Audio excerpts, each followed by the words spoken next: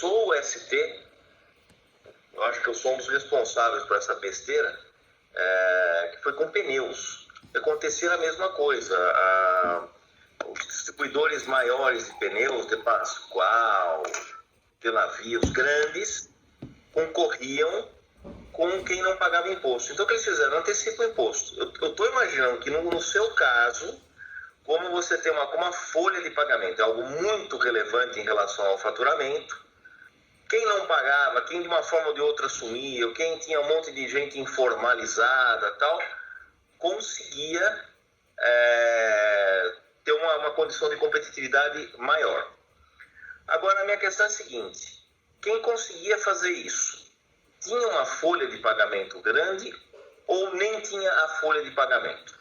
Não, tinha folhas e as folhas são substanciais. É por isso que eu falei para você, Então, como Pina. é que eles não pagavam? É porque naquela época, Pina, não era o que a gente tem hoje.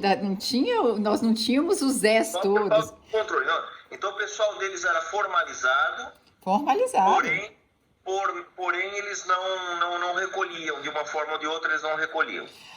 Por que esse recolhimento de 11% é sobre a folha cheia, correto? Isso, na verdade ele retém, né? O órgão, em vez de passar, ele pega esse valor, segura esse valor de 11% e repassa para o INSS.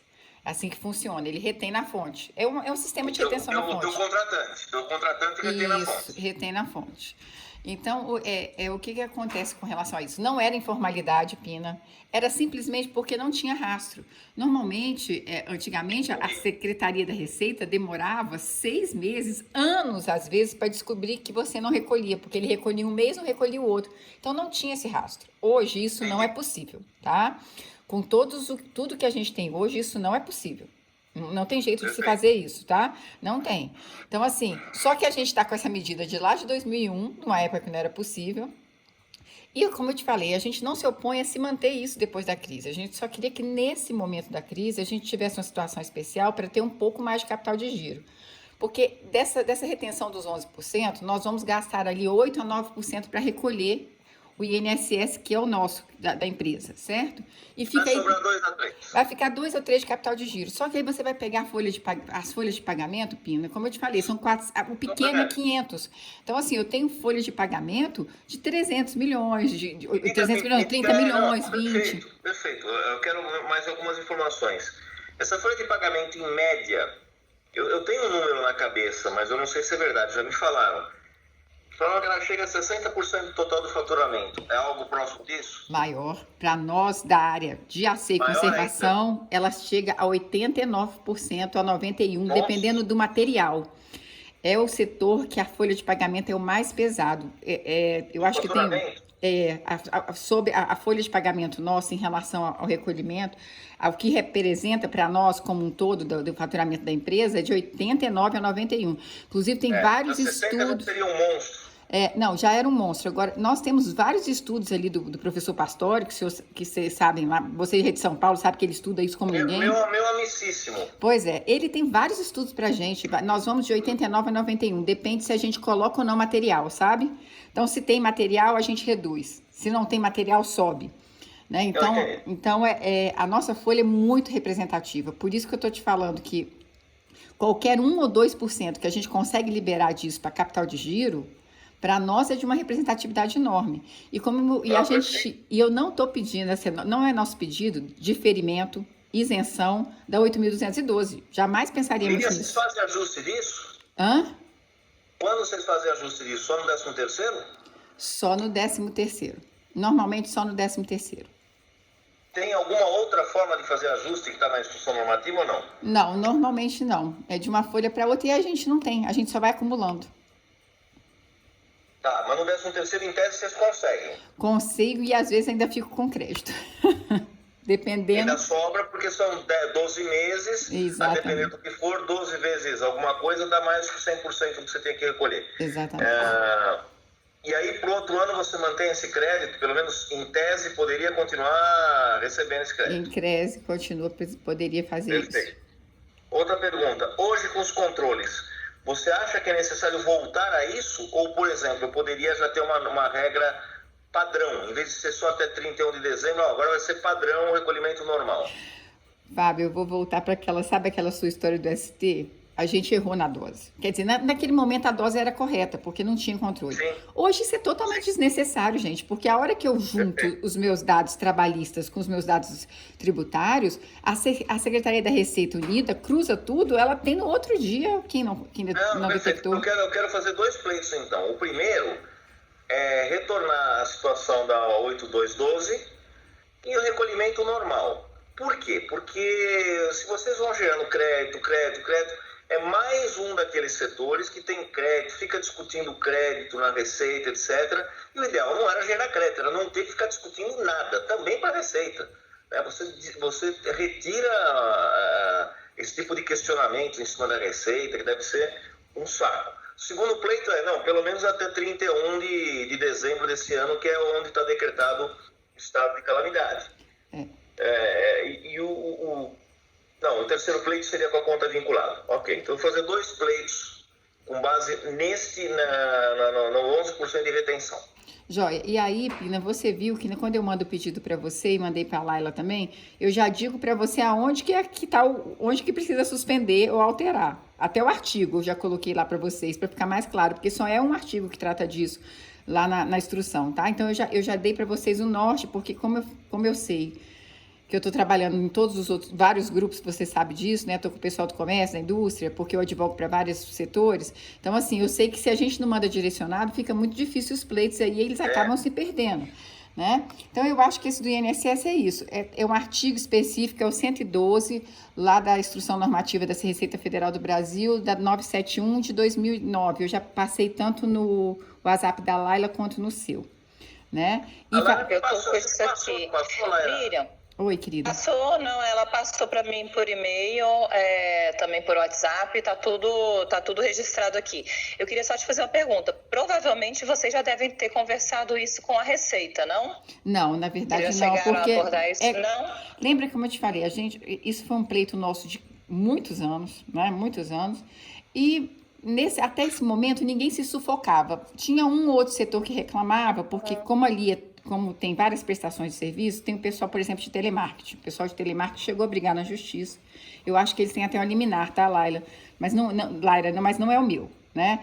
O meu é AC, conservação e colocação de mão de obra especializada. Então, esse pessoal a gente acabou nunca brigando, porque a gente achava que naquele momento... Mas a gente está vendo que com o decorrer dos anos, isso tem se...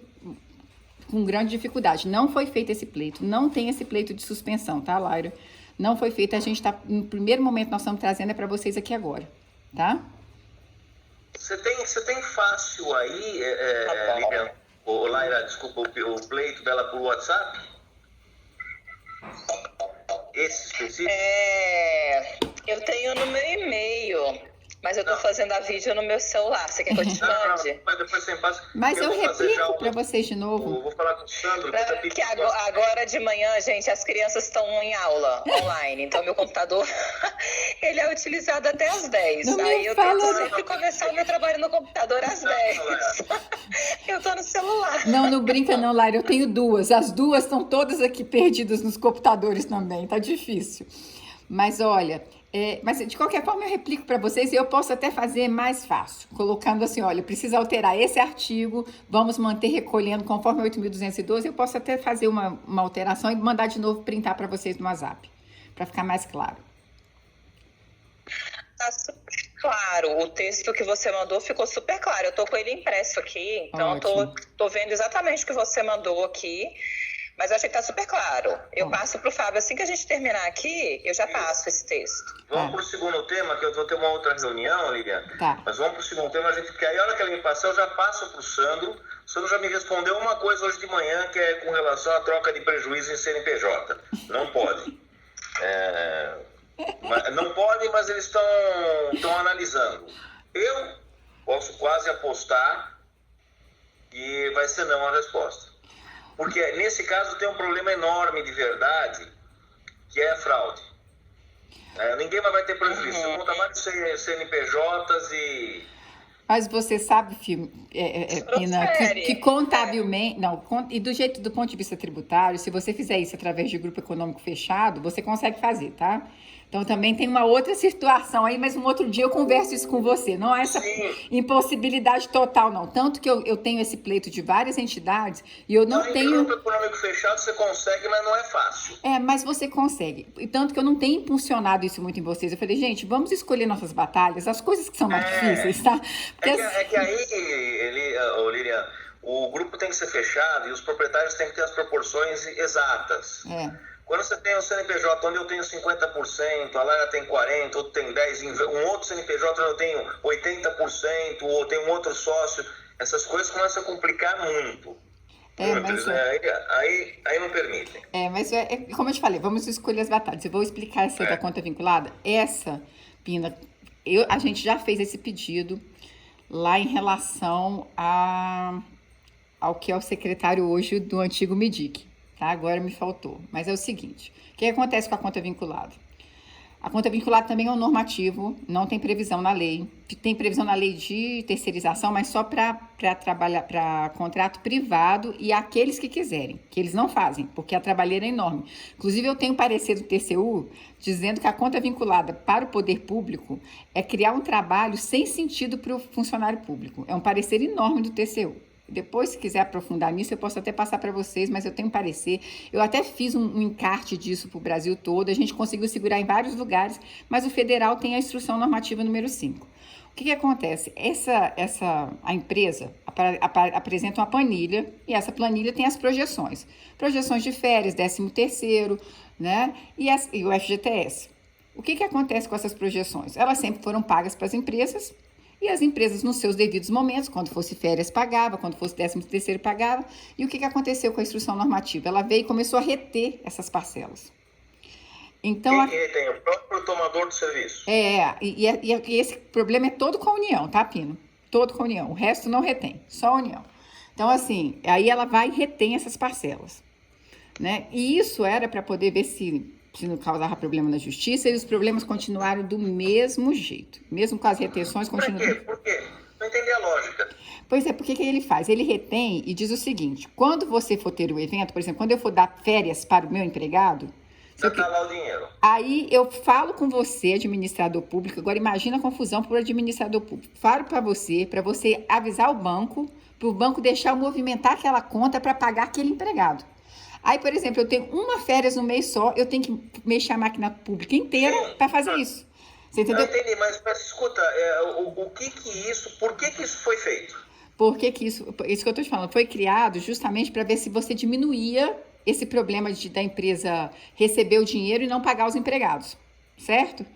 Mas isso... Em vez de regime de caixa, a União imagina regime de competência. Pronto, se você for pensar do ponto de vista tributário, mesmo sendo trabalhista, é esse. Só que, na verdade, não teve reflexo nenhum. As empresas que eram ruins, elas continuaram fazendo do mesmo jeito, porque o primeiro ano, que é aquele primeiro ano que não tem férias, elas pegam, não fazem nada, a retenção ficou menor. Então, assim... isso aí a gente tem muita briga, a gente já pediu várias vezes para que não acontecesse essas retenções. Mas nesse momento em especial, né, acho que a gente tem que discutir melhor lá dentro da secretaria. Mas nesse momento também é uma outra coisa. Por exemplo, se eu só vou pegar o meu empregado em dezembro, se eu só vou pagar aquele 1/3 daquelas férias que eu adiantei por causa da legislação trabalhista em dezembro, por que eu vou ficar com esse dinheiro retido esse tempo todo? Parado. Não, e o pior, fica parado no banco com remuneração de caderneta de poupança, gente. Eu posso colocar isso no caixa da empresa e ela remunerar de formas melhores. Então, fica parado esse dinheiro no banco com remuneração de caderneta de poupança, né? E a empresa sem capital de giro. Então, essa medida aí também é o mesmo pedido, que a gente só durante a calamidade pública possibilitasse que não houvesse a retenção, e eu também estou dizendo ali na própria instrução normativa, porque a instrução normativa, Pina, ela é gigantesca. Então, eu estou dizendo qual é o artigo que precisava ser suspenso durante o estado de calamidade pública, que é esse artigo que prevê a retenção e que prevê a não movimentação. Sabe? Tá entendido. Agora, Lilian, deixa eu te falar, você é advogada. Uhum. Neste aqui, eu acho o seguinte, em termos conceituais, é totalmente errado.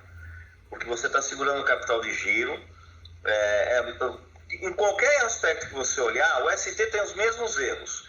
Supor a mesma margem para todo mundo e antecipar a tributação de um fato gerador que não ocorreu. Perfeito. Né?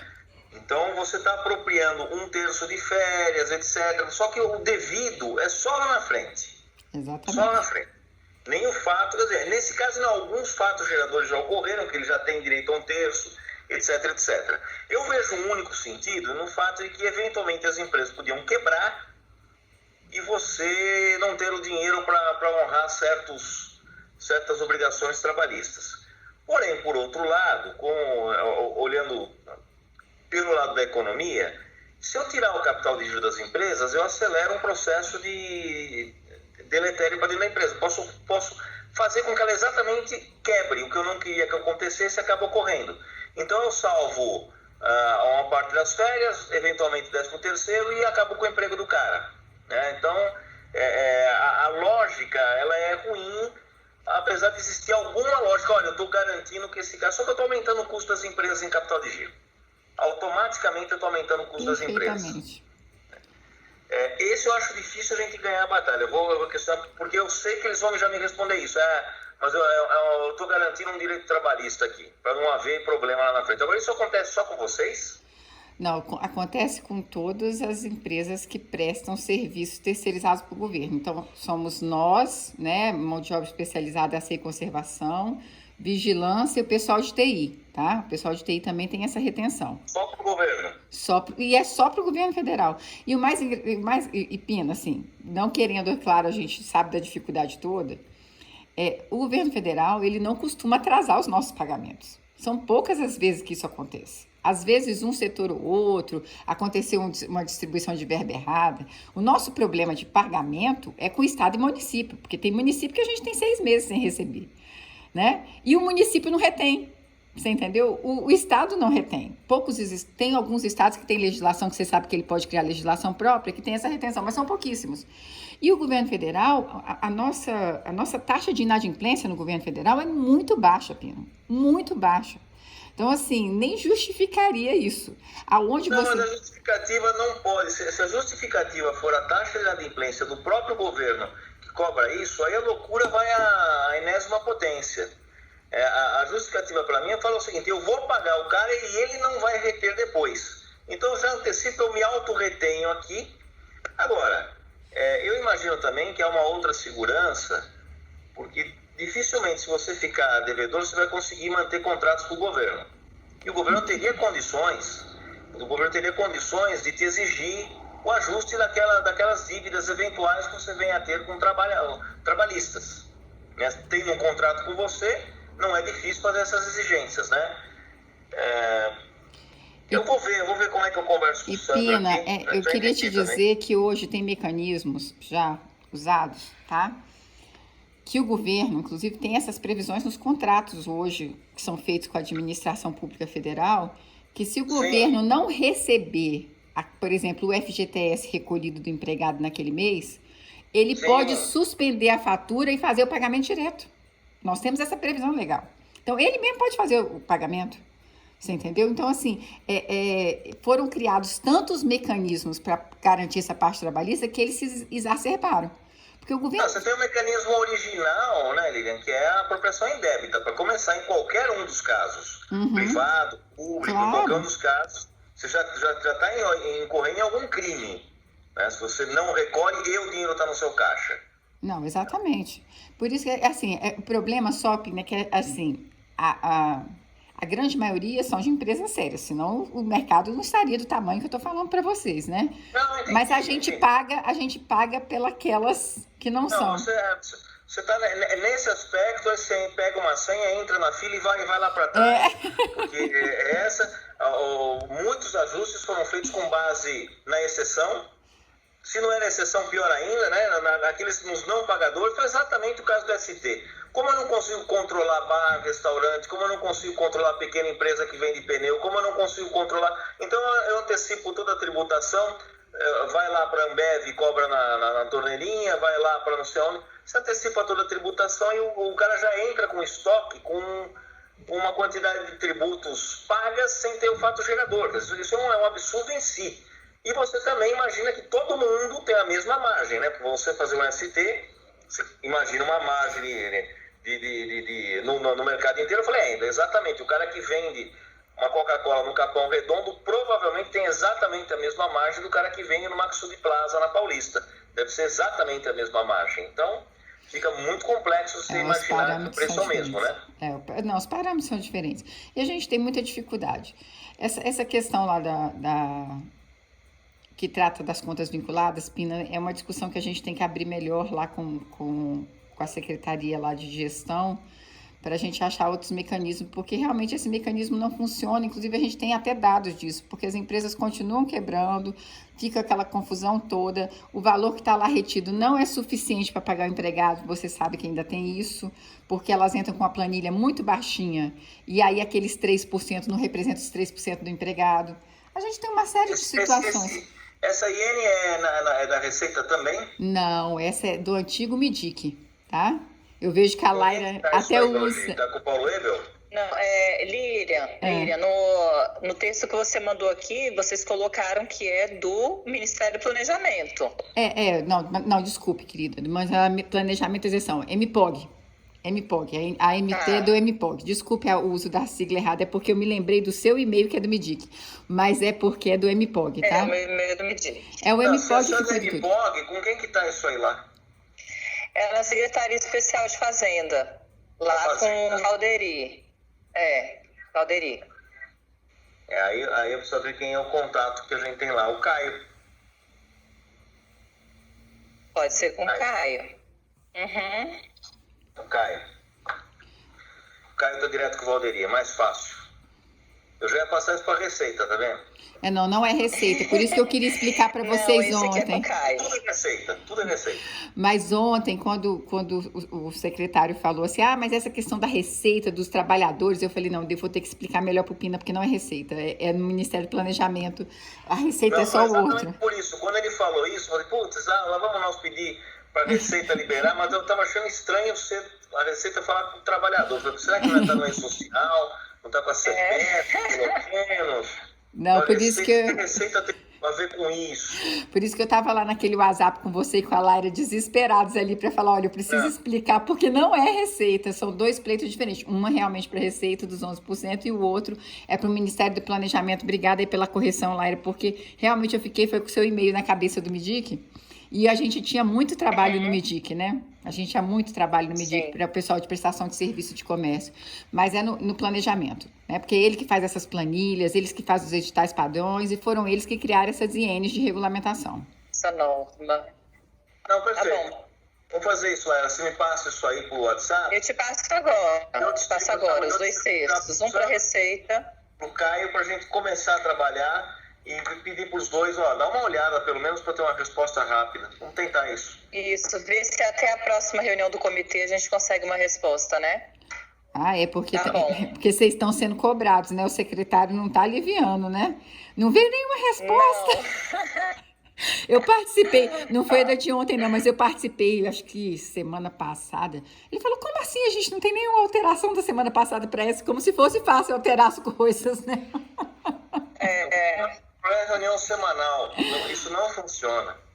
A gente pode até, quando a gente tem resposta, é mais fácil você responder diretamente para o pleiteante, mesmo que não seja entre uma reunião e outra, mas as reuniões têm que ser mais espaçadas. Você não consegue, você não tem nem as respostas, você encaminha, fica cobrando. Se eu te mostrar o meu e-mail com o Sandro, eu tô com vergonha, o Sandro lá da Receita, eu tô com vergonha de passar mais um e-mail para ele. Mas eu acho, Pina, sabe o que acontece? A gente tem a questão política. Eu vou lhe falar por causa dos meus clientes. Os meus clientes estão se sentindo super bem abrigados por vocês aí. Nunca antes isso aconteceu, sabe? Então, assim, como eu tenho indústria, comércio, prestação de serviço, pessoal de turismo, eles estão se sentindo tão abrigados por vocês, por mais que a gente não consiga que as medidas rodem na necessidade deles, né? E lá no turismo, você tá comigo, Pina, você sabe que é desesperante, a Ana liga para você sem parar.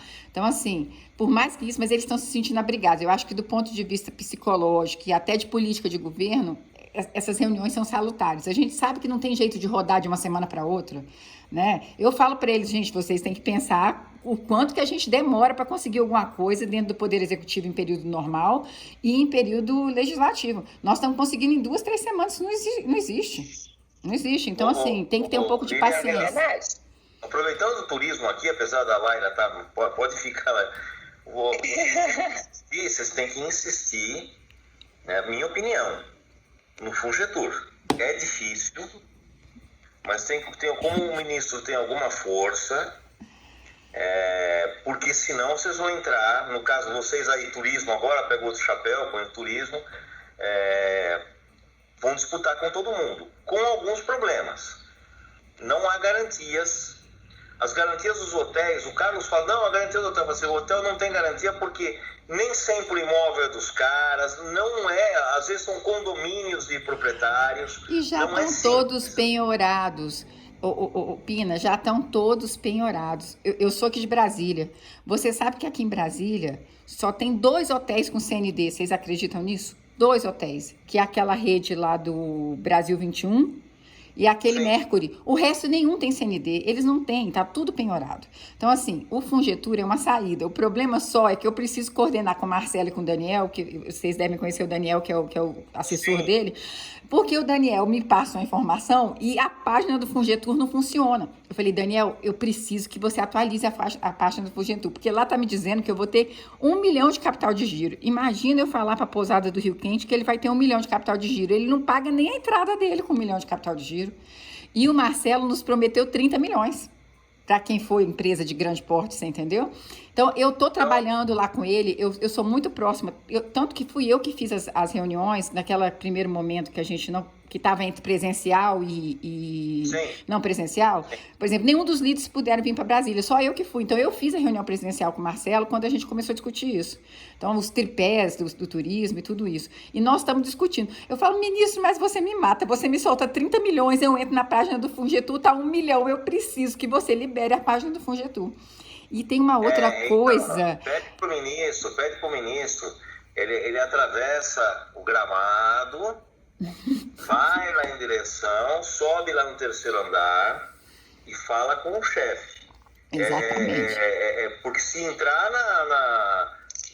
no fundo comum, vai disputar com todo mundo. E os bancos com razão. A gente vai ter um momento, Lina, que a gente não vai ter como influenciar os bancos na ponta. Claro que eles vão não. fazer o que eles quiserem. Eu falei, agora não precisa mais de CND. Eu falei assim, tá bom, o banco inventa que você precisa estar vestido de azul naquele dia. Acabou. Ah, mas você não está de azul, não posso emprestar. Então, o banco vai emprestar para quem ele quer. A gente não tem muito o que fazer. A gente tem alguma persuasão, como o Carlos fala, tem a sensibilização, a gente tem reuniões semanais com eles para entender, olha, nós estamos salvando vocês e vocês mesmos. Se o crédito ficar empossado, as empresas vão quebrar e vocês vão na sequência. Só demora mais. É ser afogado com 1 metro d'água ou com 20. Só dói mais o ouvido com 20. Só isso, mas morre do mesmo jeito. Mas, Pina, eu já tinha entendido esse seu recado há 3 reuniões atrás, tá? E eu já falei com eles. Eu falei, vocês esqueçam, vocês não vão conseguir pegar pouquíssimos FGO e FGI, porque eles querem garantidor. Eu falei, a gente tem que ir pro Fungetur. Só que nós precisamos mudar a característica do Fungetur, porque o Fungetur, ele tem créditos muito baixos. Então, assim... Vale isso, eu nego o que eu te falei até agora, nego até a morte, mas assim, faça isso, porque os bancos e o próprio BNDES ou vai fazer operações estruturadas com pouquíssimas empresas, essas ele vai fazer. Eu vou falar com o Vitor Burns agora de novo, para a gente fazer operações estruturadas. O BNDES não tem agências espalhadas pelo Brasil. Não tem, não adianta você chegar lá, olha, e os bares e restaurantes? Assim, vai para as linhas que a gente botou na ponta. Agora, e o McDonald's? É outra coisa. O McDonald's entra lá e conversa com o presidente do BNDES. É uma outra coisa. A gente tem que entender que essa é a característica do BNDES. Essa é a característica. É de fomento, não é que eles não têm nada, não é que eles não têm nada para pequeno, mas quando tem para pequeno, eles ficam também à mercê do setor financeiro, do setor bancário normal. A mesma coisa vai acontecer com vocês. E você sabe que a gente não tem problema de Fungetur, porque eles colocaram como os credenciados, né? Porque tem que fazer o edital e o credenciamento. Só são bancos de fomento, uns banquinhos. Eu falei, não vai soltar dinheiro. Aí tem a Caixa Econômica. Caixa Econômica está lá. Aí eu vou e ligo, Daniel, assinou o credenciamento com a Caixa Econômica? Não, a gente ainda está acertando com o presidente. Eu falei, se você não assinar com a Caixa Econômica, eu não consigo levar para ponta nenhuma, porque o resto não tem capilaridade. Caixa e BB é ótimo, tá? Caixa e BB é ótimo que seja, porque é uma forma de até pressionar os outros bancos. Isso já funcionou no passado e é mais fácil de operacionalizar, mas tem que fazer. Então, a minha sugestão, Lilian, você tem que chegar lá e falar assim, o ministro, a gente tem um ministério, Se a gente não conseguir segregar parte com um fundo que já existe, não faz sentido. Eu não posso ir no Ministério da Economia, olha, eu não quero me livrar de vocês, não, ao contrário. Se você acompanhou a MP lá no passado, a 907, fui eu, a Laira, o Maurício, fizeram todos, sobraram 3 coisas daquela MP, a gente falou desde abril do ano passado que a MP não ia do jeito que estava. Chegou em novembro, fomos nós que falamos com o Ragone, ainda a Receita deu um passa-moleque na gente que inventou aquele 1,5% e mais aquele 7,9%. Eles já começaram phase out, eles começaram com um phase out, né? Já começaram com... Então, não é trivial ter um ministro, já que vocês têm, se utilizem nisso. Agora, se for ficar esperando vir para o Ministério da Economia, é a vala comum de toda a economia. Não, não, mas olha, Pina, eu já falei para eles, eu sou extremamente sincera, ainda mais porque assim, ali você viu que são várias associações, eu tô com a federação. Sim. Gente, eu tenho 75 sindicatos na ponta, 75. Pina, eu vou do interior do Amazonas ao interior do Rio Grande do Sul, eu tenho sindicato. Então, não adianta eu vir com linha que eles não vão conseguir chegar nem no banco. E o pior, Pina, é que o Banco do Brasil não se credenciou no Fungetur, só tem a Caixa. Então, eu tô pressionando o Daniel para ele assinar com a Caixa. Mas a pressione para assinar com a Caixa, o que tem. E continue para falar, ministro, você tem que chegar lá no Banco do Brasil, tem que chegar no presidente da República e falar para ele falar com o Banco do Brasil. Ele é ministro. Ele tem interlocução com o Bolsonaro. Ele tem que chegar no presidente da República. Essa é a solução. É isso Fora mesmo. disso, nós vamos ficar discutindo e nós vamos ter 3 empresas de turismo, as agências. É um horror. Eu já falei com o Paulo Ebel sobre aquele caso, não sei se você sabe, da compra de passagens não ser direta. Uhum. O Paulo Ebel falou assim, eles têm que me provar que sai mais barato, porque senão a CGU cai no CPF dele. Exatamente. Ele tem razão. Eu nem entrei naquela discussão, porque isso aí, gente, é uma tendência mundial, todo mundo tem feito isso e vai acontecer. As agências vão ter que se adaptar, ou fazer acordo com a companhia aérea, elas vão ter que tentar uma outra triangulação. Agora, direto com o vendedor não vai dar, porque não vai acontecer, vai sair mais barato, ainda mais se elas fizerem naquele sistema de pacote. Mas E como é que eu faço? E como é que eu faço com a CGU? Não posso. Eu não poria meu CPF. Por que o Paulo Weber vai colocar? Eu estou à disposição. Se me provarem que é mais barato, eu levo até o TCU e até o CGU, pergunto se eles toparem e a gente faz. Não, e não é. Eu trabalho com elas o tempo inteiro, não tem jeito. Se você conversar com o pessoal da ABAR, que é a Associação Brasileira delas, elas vão te provar por A mais B que comprar direto delas sai muito mais barato do que comprar via agência. Então, ou eles se acertam com a ABAR, ou eles vão ter que achar outra forma. Não tem jeito, nesse momento. Só não vale falar com o Maurício lá na BA, que para falar com você ele faz 25 contas antes, hein? Não, e a conta eu nunca consigo fechar. O dia que ele fechar aquela conta, que ele fala para mim que a passagem está mais barata, a passagem Brasília-Rio de Janeiro, R$ 2.500, ele fala que está mais barata a passagem. A gente pagava 100 e pouco, gente. Eu não tenho condição. Não, mas é mais barata que 3 mil. Ele não você não deixa ele terminar de falar. Eu falo, gente, eu não consigo nem discutir com ele. Ele começa a conversar comigo, eu falo, gente, mas aqui eu tô com a passagem na mão. Porque eu viajo demais institucionalmente, né? Então tem que viajar em cima da hora. Gente, a passagem para eu ir para Miami é mais barato. É que você não... Assim, se a passagem fosse 3 mil, essa tá mais barata. É assim. Deve ser por aí essa lógica. Ô, gente, muito obrigada. Eu não vou mais tomar o tempo, porque eu sei que você tá... Pina... Mas não tira o contato, tá, gente? Não, eu sei que você amanhã vai ser o último dia, mas eu tenho você à tarde ainda hoje com turismo, tá? Eu vou amanhar com eles esse negócio do Fungetur, deixa comigo. Vou segurar o Fungetur com eles. E aí, qualquer coisa também que precisar nessa parte aqui do Comitê de Serviços Profissionais, né, da FEBRAC, aí você tá com o meu contato. Tá, então, você conta comigo aí, a gente vai continuar se falando. Tá. E aí, vê se o que você consegue me dar de retorno do que é possível dessas 2 demandas aí, dentro de um prazo para eu poder passar lá para eles. Porque eles ainda, gente, eles ainda estão no fôlego, né? Porque como eles não pararam, e eles não têm jeito de parar, porque eles fazem limpeza hospitalar, limpeza da rua, né? Não tem jeito, eles não pararam. Eles tiveram só muita suspensão de contrato, né? E aí, esse pessoal vai ter que voltar das suspensões. Na hora que a Laila me passar, eu já passo tanto pro Caio quanto pro Sandro, para pelo menos, me dá um prazo de análise, pelo menos. Eu vou tentar. Passa agora, Fábio. Obrigado. 5 minutinhos está no seu celular, tá? Obrigado. Gente, obrigado, Então tá, beijo, gente. muito obrigada, gente. Tchau. Bom, eu vejo Beijo, você, tchau. eu vejo você 2 horas, Pina. A Laira não tá com a gente, não, mas eu vejo você às 2. É 2 É às hoje. 2? Eu acho que é 2. Acho que não. 2 ou 3 hoje é do É turismo. mais tarde, mas tudo bem. Ah, não, é 4 horas, eu acho. Depois eu olho aqui, porque minha agenda tá. Tá bom. Tá bom. Beijo, querido. Tchau, Tchau, tchau.